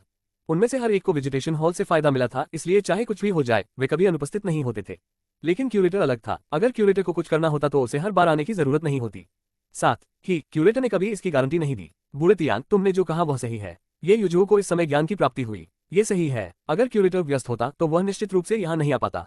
बूढ़े तियान, अगर तुमने मुझे नहीं बताया होता तो मैं इसके बारे में सोच भी नहीं पाता। ब्लैक रॉक खिलखिलाकर हंसा। बाकी लोगों ने भी बूढ़े तियान की ओर सिर हिलाया, जिससे वह और भी शर्मिंदा हो गया। ऐसा लगता है कि अगली बार जब विजिटेशन हॉल खुलेगा तो मुझे क्यूरेटर से पूछना पड़ेगा। हाँ, लेकिन हमारे पास अभी भी कुछ समय है। हम बातचीत जारी रख सकते हैं और अपनी जरूरतों का आदान प्रदान कर सकते हैं। यद्यपि सभी लोग निराश थे, लेकिन यदि क्यूरेटर नहीं आते तो वे कुछ नहीं कर सकते थे। ये खास तौर पर फैंग जिकियान और झाओ जिंगयान के लिए था। यह उनका लिविंग रूम में दूसरी बार आना था। शुरू में उनके पास क्यूरेटर से पूछने के लिए कई सवाल थे, लेकिन अब ऐसा लग रहा था कि वे बस थोड़ा और इंतजार कर सकते थे। बेशक उन्हें यह नहीं पता था कि क्यूरेटर इस समय सचमुच परेशानी में था। बिग येलो की आग की बौछार के कारण ऊपर गरजने वाले बादल छट गए और तूफान बहुत पहले ही रुक गया था। नतीजतन रात का आसमान फिर से दिखाई देने लगा। बारिश के बाद की ठंडी रात वाकई बहुत अच्छी थी, चाहे वो हवा हो या नजारा। हालांकि लिन जिन इसकी सराहना करने के मूड में नहीं था। उसे एहसास हुआ कि उसने दिव्य बिजली की विनाशकारी शक्ति को कम करके आंका था। शुरू में लिन जिन ने शांग एयर की गुप्त तकनीक की नकल करने और इसे खुद पर इस्तेमाल करने की योजना बनाई, लेकिन वह ऐसा नहीं कर सका। वह राक्षस नहीं था, इसलिए उसका शरीर मजबूत नहीं था। राक्षसों के भी पद होते हैं, लेकिन लिन जिन के नहीं। उसके लिए अपने अंगों में दिव्य बिजली को छिपाना और उसे अपना बनाना असंभव था।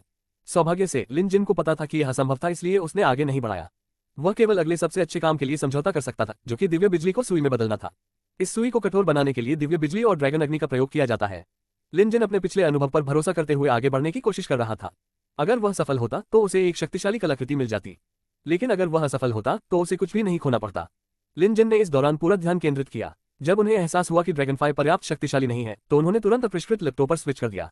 अगर अपरिष्कृत लपटें काम नहीं करती तो उन्होंने फीनिक्स लैपटॉप का उपयोग करने का जोखिम उठाया, जिससे वह अभी भी अपरिचित थे। ये फीनिक्स की लपटें तब प्राप्त हुई जब उसने फीनिक्स के अंडे को संघनित किया। लिन जिन के पालन पोषण के बाद ये परिपक्वता के एक निश्चित स्तर पर पहुंच गया था। बेशक इसका उपयोग करने में उसका कौशल और दक्षता अभी भी ड्रैगनफ्लाई से बहुत दूर थी। अब उसके पास इसका उपयोग करने के अलावा कोई विकल्प नहीं था। लिन जिन के सामने एक चांदी की सुई हवा में मंडरा रही थी। बिजली के बोल्ट उसकी सतह पर अनियमित रूप से नाच रहे थे।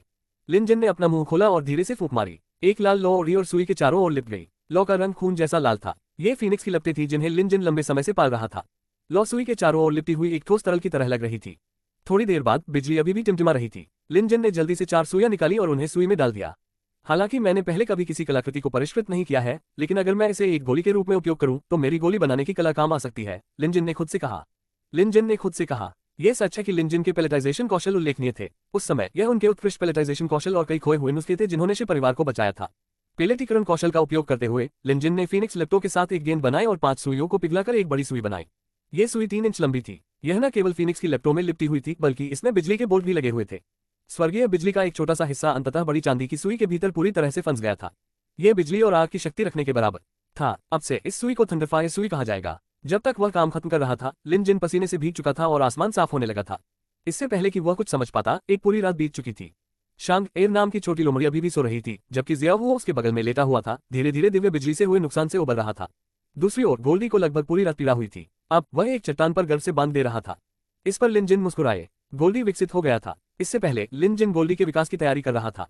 उसने न केवल उसके शरीर में गोल्डन क्रो के पंख प्रत्यारोपित किए, बल्कि उसे 100 साल पुरानी कीमती ठंडी कॉर्डिसेप्स भी खिलाए। गोल्डी में पहले से ही विकास के संकेत दिख रहे थे, लेकिन लिन जिन हाल ही में बहुत व्यस्त थे, इसलिए उनके पास ध्यान देने का समय नहीं था। कौन जानता था कि दिव्य बिजली से मारे जाने के बाद गोल्डी प्रवृत्ति के खिलाफ जाएगा और अपने आप विकसित होगा। वर्तमान में बिग येलो भी चौथे स्थान पर आ गया था। इसके अलावा ये चौथा स्थान अत्यंत मूल्यवान था, यहाँ तक कि जियावो के यिन-यांग धर्म शरीर से भी अधिक मूल्यवान था। ऐसा इसलिए था क्योंकि स्वर्गीय बिजली द्वारा बिग येलो के पंखों को उड़ा दिए जाने के बाद जो पंख वापस उगाए थे, वे अब बिल्कुल गोल्डन क्रो के पंखों जैसे ही लग रहे थे। यह अच्छी बात थी, सचमुच बहुत अच्छी बात है। दिव्य बिजली का चमत्कारी प्रभाव शरीर को शुद्ध करने का था। दिव्य बिजली की मदद से गोल्डी का विकास एक पूर्ण विकास से भी अधिक परिपूर्ण था। यहाँ तक कि लिन जिन भी भविष्यवाणी नहीं कर सकता था कि वह भविष्य में क्या हासिल करेगा। शायद जब तक गोल्डी रैंक 5 तक विकसित होगा, तब तक उसके सभी पंख गोल्डन क्रो पंखों में बदल जाएंगे। तब हो सकता है कि उसका पुनर्जन्म हो और वह स्वर्ण कौवे का शरीर प्राप्त कर ले। लिन जिन को अभी भी उठने में संघर्ष करना पड़ रहा था। शुक्र है कि थंडरफायर नीडल ने उसके शरीर से बिजली की ऊर्जा को अवशोषित कर लिया था, अन्यथा लिन जिन के लिए खड़ा होना मुश्किल हो जाता। इस घटना के बारे में बात करें तो वह वही व्यक्ति था जिसे सबसे अधिक चोटें आईं। अगर यह किसी अन्य पालतू जानवर की गंभीर चोट होती तो लिन जिन उसका तुरंत इलाज कर सकता था, लेकिन समस्या ये थी कि अगर इसका पालतू जानवर से कोई लेना देना नहीं होता तो लिन जिन की क्षमताएं और घातक जानवरों का संग्रहालय जिस पर वह निर्भर था, बेकार हो जाता। अचानक एक छाया ऊपर मंडराती हुई आई। लिन जिन ने ऊपर देखा और पूछा, लॉर्ड चेन, आप अभी तक क्यों नहीं गए? ऊपर मंडराता हुआ सिलहुट चेन रुयुआन था। वह पूरी रात डरा हुआ था, यहाँ तक कि जब ऊपर के काले बादलों को एक विशाल ज्वलंत पक्षी ने जबरदस्ती जला दिया और शांति लौटाई, तब भी चेन रुयुआन ने इधर उधर भटकने की हिम्मत नहीं की। ऐसा नहीं था कि चेन रुयुआन काया था, लेकिन उसने पहले कभी ऐसा अनुभव नहीं किया था। वह केवल तभी बाहर आने की हिम्मत करता था जब सूरज उगने वाला होता था। पहले तो उसने जाने की योजना बनाई, लेकिन कुछ सोचने के बाद चेन रुयुआन ने एक नजर डालने का फैसला किया। अगर मूल्यांकनकर्ता लिन को मदद की जरूरत होती तो वह मदद कर सकता था। जहां तक मूल्यांकनकर्ता लिन के गड्ढे में करने की बात है, चेन रुयुआन को पता नहीं था कि अचानक गरजने वाले बादल क्यों बुलाए गए, जिससे आंधी आए और आसमान में बिजली चमकने लगी। वह बस उत्सुक था, यही वजह थी कि उसने यहाँ आने का साहस जुटाया। लिन जिन की आवाज सुनकर चेन रुयुआन ने जल्दी से अपना सिर बाहर निकाला और कहा, मूल्यांकक लिन, मुझे आपकी चिंता थी, इसलिए मैं रात के लिए पास नहीं रुक गया।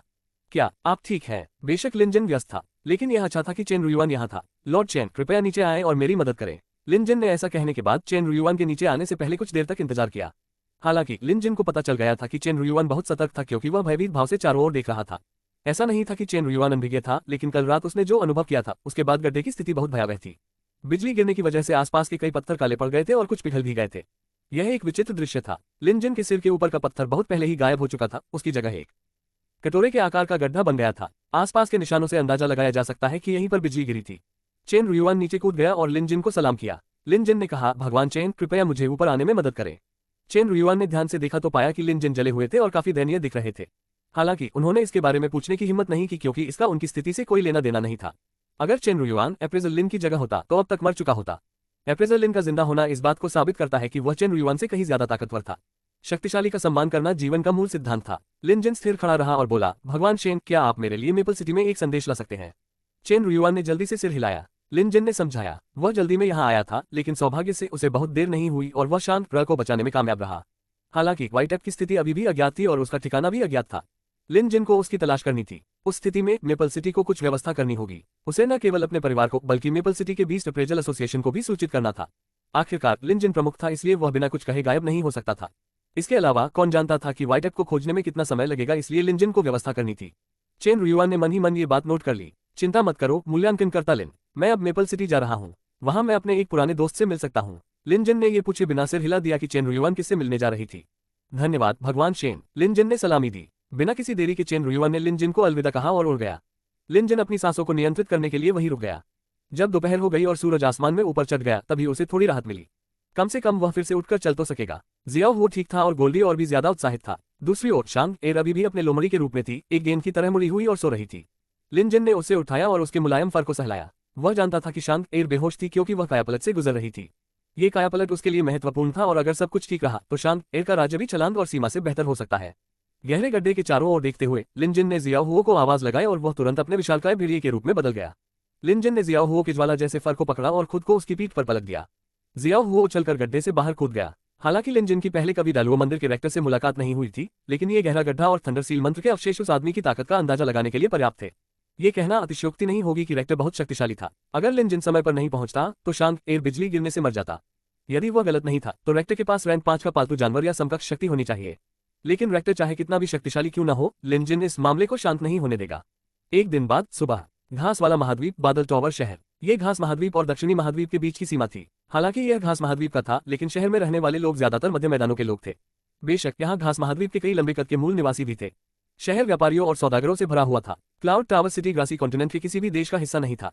डालुओ मंदिर के नजदीक होने की वजह से कोई भी देश क्लाउड टावर सिटी को अपना क्षेत्र नहीं मान सकता था। क्लाउड टावर सिटी को भूल जाए, डालुओ मंदिर के आसपास के 4 प्रमुख शहरों के काम करने का अपना अपना तरीका था। बेशक वे सभी अपनी सुरक्षा के लिए डालुओ मंदिर द्वारा संरक्षित थे। इसी तरह किसी ने भी डालुओ मंदिर के चारों ओर 1000 मील के दायरे पर कब्जा करने की हिम्मत नहीं की। यह इस बात का प्रमाण था कि डालुओ मंदिर की 1000 साल पुरानी विरासत कितनी शक्तिशाली थी। इसके अलावा यहाँ के ज्यादातर लोग बौद्ध धर्म को मानते थे। वे डालुओ मंदिर को बौद्ध राज्य भी मानते थे। क्लाउड टावर सिटी में एक सराय के अंदर लिन जिन ने बेहोश शांगेर को अपनी बाहों में उठाया और खिड़की से बाहर दूर एक पहाड़ को देखा। उस पर्वत को डालुओ पीक कहा जाता था और डालुओ मंदिर उस शिखर पर स्थित था। सफेद बंदर गायब था और लिन जिन ने सोचा कि उसे डालुओ मंदिर के भिक्षुओं ने पकड़ लिया होगा, इसलिए उसे वापस मांगने के लिए डालुओ मंदिर आना सही फैसला था। समस्या ये थी कि वह व्हाइट एप को वापस कैसे लाएगा। पिछले कुछ दिनों से लिन जिन डालुओ मंदिर के बारे में जानकारी इकट्ठा करते हुए स्वास्थ्य लाभ ले रहे थे। स्थानीय लोगों के दिलों में डालुओ मंदिर की छवि काफी सकारात्मक थी। कमजोरों की मदद करना, न्याय को कायम रखना और राक्षसों को वश में करना, लोगों का उनका अनुसरण करना स्वाभाविक था। लिन जिन ने सुना कि कई लोग सिर्फ डालुओ मंदिर के इलाके में रहने के लिए दूसरे राज्यों से यहाँ आए थे। यह एक प्रकार की प्रतिष्ठा थी। प्रतिष्ठा कोई ऐसी चीज नहीं है जो रातों रात बनाई जा सके। उदाहरण के लिए डालुओ मंदिर को अपनी वर्तमान समृद्धि तक पहुंचने में 1000 साल लग गए। लिन जिन के लिए यह एक परेशानी वाली बात थी। उसका प्रतिद्वंद्वी बहुत शक्तिशाली था। लिन जिन ने पहले जितने भी प्रतिद्वंद्वी का सामना किया था उनसे 1000 गुना ज्यादा शक्तिशाली। हालांकि लिन जिन क्रोधित था, लेकिन वह इतना आवेगी नहीं था कि वह मंदिर में घुसकर उन्हें चुनौती दे। यदि ऐसा होता तो जब तक उसके पास रैंक 6 का पालतू जानवर न होता वह इसके बारे में भूल सकता था। हालांकि समय किसी का इंतजार नहीं करता। शांगन न्याय के लिए इंतजार कर सकता था, लेकिन व्हाइट एप अब और इंतजार नहीं कर सकता था। लिन जिन की समझ के अनुसार डालुओ मंदिर ने हमेशा धार्मिकता का दिखावा किया था और राक्षसों को शुद्ध करना अपना मिशन माना था। डालुओ मंदिर के हाथों में आम राक्षसों का कभी भला नहीं होगा। व्हाइट एप को पकड़े जाने के बाद से 3 दिन बीत चुके थे। लिन जिन कैसे घबरा नहीं सकता था, जबकि उसे ये भी नहीं पता था कि व्हाइट एप अभी भी जीवित है या नहीं। बेशक लिन जिन के पास वास्तव में एक और विकल्प था। वह हार मान सकता था और ये दिखावा करते हुए चला जा सकता था कि कुछ हुआ ही नहीं। इस तरह उसे अपनी जान जोखिम में नहीं डालनी पड़ेगी और उसे इस 1000 साल पुराने मंदिर के खिलाफ नहीं जाना पड़ेगा। लेकिन लिन जिन ऐसा नहीं कर सका। इस दुनिया में एक अंतिम सीमा तो होनी ही थी। संयोग से ये लिन जिन की अंतिम सीमा थी और वह आधा कदम भी पीछे नहीं हटेगा। इसलिए ऐसी स्थिति में रणनीति और रणकौशल अत्यंत महत्वपूर्ण थे। लाइक और सब्सक्राइब करें YouTube चैनल नोवेल ही।